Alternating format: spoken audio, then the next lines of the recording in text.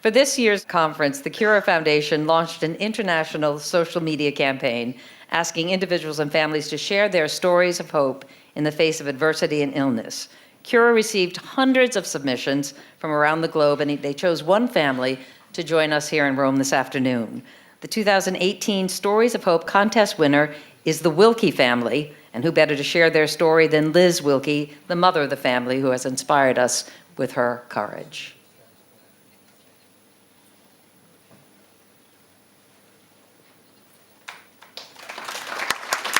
When you look at a photo of my family, you would never suspect that strange-sounding autoimmune diseases hover over the 4 females in the picture. Diseases like Guillain-Barré, Sjogren's, lupus, Hashimoto's, spondyloarthritis, and rheumatoid arthritis. My daughter was diagnosed with lupus when she was just 11, and her diagnosis was followed by the unfolding of other autoimmune conditions in her sisters as they went through their teens and 20s. When I was first diagnosed with Sjogren's, I couldn't understand why my body was attacking its own cells. But somehow I landed on a sense of gratitude for all that my body is still doing for me. No one escapes suffering in this world. We must transform it into something beneficial. Combining traditional Western medicine with prayer, meditation, gratitude, and other Eastern modalities has allowed me to become more thankful, compassionate, aware, and alive than I was before I became ill. I wish I could say that someone in my family has experienced a life-changing outcome from an immunotherapy drug. It hasn't yet happened through Rituxan infusions for me or Orencia therapy for my middle daughter. My youngest daughter benefited from IVIG therapy when diagnosed with Guillain-Barré syndrome, as it has for my brother, who suffers from CIDP. The very thought of using stem cell therapy to reverse autoimmunity is very exciting to me and promising for the future of my daughters. 2 of the Eastern traditions I have tried, acupuncture and Jinshin, have both centered on bringing my body back to its pre-illness state. What do these time-honored traditions understand? That we in the West are just on the verge of discovering how to do more effectively. My family's journey with autoimmunity may not be typical, but yet we know we're not alone. We have each other, we have hope, and we have promise for the future. Thank you for letting me share my story. Please join me in welcoming Liz, Michael, Caitlin, Megan, and Leah. Thank you all for joining us. We're very happy to be here. Liz, this was your idea to submit the application? Certainly the rest of them didn't know. Yes. Why was it important to you to be part of this conference, to come here? I wanted to tell my story. I believe our story is not a very typical one, but in many ways very typical, and I felt that people really could learn from hearing our story and how much we have been through. You have been through a lot as a family. It really began, this struggle with autoimmune illness, back in 2002 when Megan, who was just 11, was diagnosed with lupus. Yes. And then later your other 2 daughters were diagnosed with a rheumatic condition that often is a precursor for autoimmune diseases. Yes.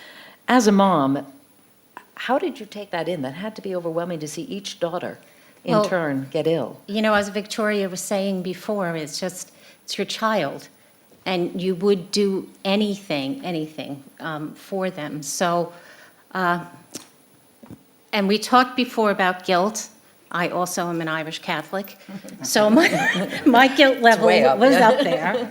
And I that somehow you had... Well, I did in 2010 then get myself checked out because it felt to me, I was reading up on lupus and autoimmune diseases and a book written by my children's rheumatologist, and I read a chapter on antiphospholipid antibody syndrome, which just the lights went off then. I had problems with all 3 of my pregnancies with my daughter. They were preterm births. I had preeclampsia. I lost children, and I thought, uh-oh, this is what had happened to me. I don't think they knew enough. By the time Leah was born, they had put me on a baby aspirin every day. So they were just trying to understand then what was going on, but I thought, uh-oh, this is me. And so I did find out that I had a disease then called Sjogren's syndrome. Which you knew, I assume, nothing about. I knew a little bit because I had been reading, but I mistakenly thought, like many physicians do, that it is a nuisance disease that just attacks the tear glands in your eyes and your saliva glands in your mouth. And I didn't feel that I had those symptoms. Had I known some of the other things that it does to you, I may have paid a little more attention at that time, but I kind of refused treatment, and then it was 4 years before it hit me with a bang as well. So Did it change your perspective once you were part of this group that was ill? it is. I joined a club that I never thought I would. I had always thought to myself, oh, I would just trade places with them. Why can't it be me? Why does it have to be them? They're young, they're beautiful, they need to live their lives. But I learned, be careful what you wish for. I did, the wish fairy kind of mixed up my wish a little bit. Yeah, a little bit. So, yes. So you've all been on this voyage, Yes. and Michael, as dad, you have been part of it as well, because as I said earlier, disease is a family illness. Whether you have it yourself, you do, by proxy. Right. Talk to me, and any of you girls who'd like to chime in, please do, about the journey and trying to find treatments that work. Has anything been successful? Has it been a lot of shooting in the dark? A lot of the treatment options so far have given us short-term relief. We've tried a bunch of different medications, but something for me that's worked was changing my nutrition, and just as they were talking about earlier, eliminating inflammatory foods like dairy and meat. You hear that so much. It that really nutrition made a seems to big be the difference. key 9 times out of 10. Yeah, it made a big difference for me personally, but It helps, but it's not, Yeah. it's not a cure, right? right. But trying to treat it from all sides, not just what you're taking in, but your lifestyle as well, I think is something we can do. And you've resorted to beyond Western medicine. You've sought out Eastern medicine as well. I have, and- because my hospital has a center for well-being, and was the first place I went. Tried a little yoga, didn't quite work with me. And then I entered a Tai Chi class, which has really, really changed my life, because it turns out that Tai Chi is really it's a way of living. It's a way of thankfulness and gratitude. And when I was in my first class, we were doing ankle rolls, and I made well, let me just back up. When I learned about autoimmune diseases, I realized my body was attacking itself. There was no foreign invader coming in. I was sick because I was destroying myself. It really, I didn't get that with the children so much, but when I got it, I thought, how can I have such a stupid body? Why would my body ever do a thing like that? So I go into Tai Chi, we do our ankle rolls. I say, my stupid ankle won't do this. And the woman stopped the class, and she said, we don't do that.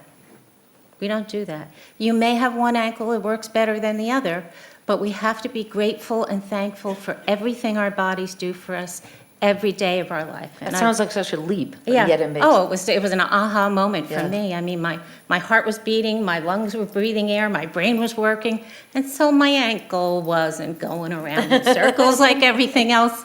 And it really, really taught me to be grateful for everything that my body is still doing. And the one thing, it's to me amazing that we'd have 4 women in one family that have illness. Have you had genetic testing? Is there some? No, we have not had genetic testing done yet, but it's something I think that we're definitely willing to do in the future. We just haven't had it yet. And I don't believe there's any. So there's a genetic component as far as they understand, but you have to then encounter your environmental trigger in your life. I had the flu, Megan had strep throat 6 times in a row, Leah had bronchitis and the flu.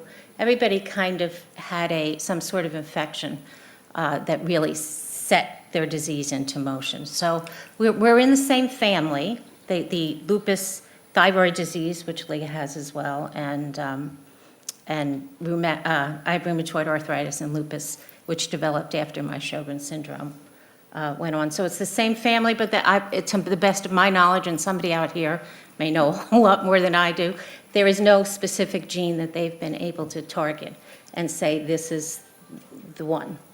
And for those who couldn't hear Megan, she said they have not had genetic testing to date.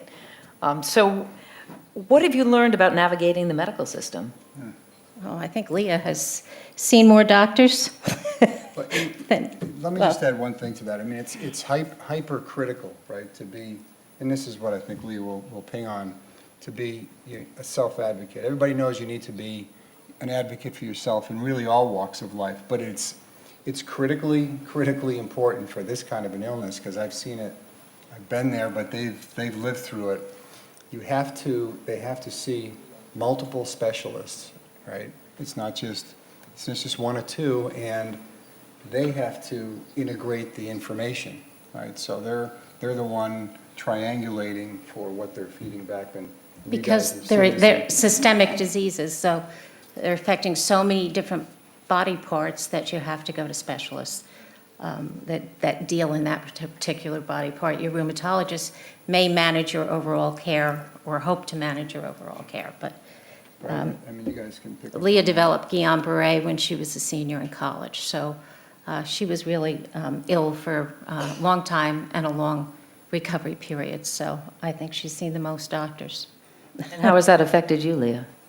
Well, I mean, I think what I've learned is that you need to be informed when you're going to these doctors, and you get to take your health into your own hands.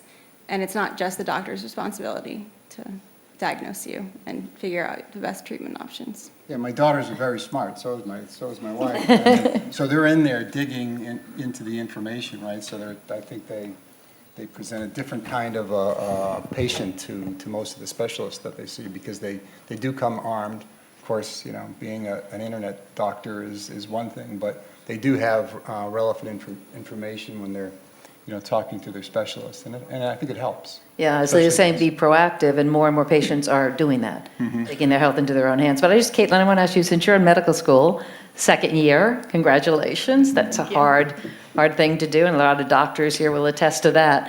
Did your illness and the illness in your family lead you down that path? Yes, definitely. I always had an interest in science and health, but experiencing it myself and in my family members definitely motivated me to go to medical school, and now it keeps driving me to keep continuing and studying for boards. And I think the more I thought about it, I thought that it was more valuable for me to be a physician that also has this patient perspective, so I can relate to my patients a little bit better, maybe. In a weird way, illness has brought our family together. Have you found the same? It almost sounds counterintuitive, but It has. we're stronger Absolutely. because of it. Absolutely. So many people don't understand these autoimmune diseases, and we have each other. We know we have somebody who understands how we feel on a day-to-day basis. It's kind of a beautiful thing. So if you could leave this audience with one thought, what would it be? Or one hope? Well, I would like to thank everyone who's here, because you are the people who truly care. And I also would like you to know that it is very important for us if you work collaboratively with us instead of just kind of telling us what to do, because patients some patients understand their diseases and maybe can offer more information. And I know there's very limited time in the time that we have. In your offices, we talked before about could we talk spirituality, but we don't have time for things. But to be able to work collaboratively with the doctor is the most important thing, really. Thank you all so much for joining us and sharing your story. Congratulations, too. I'm glad you you. submitted that tape.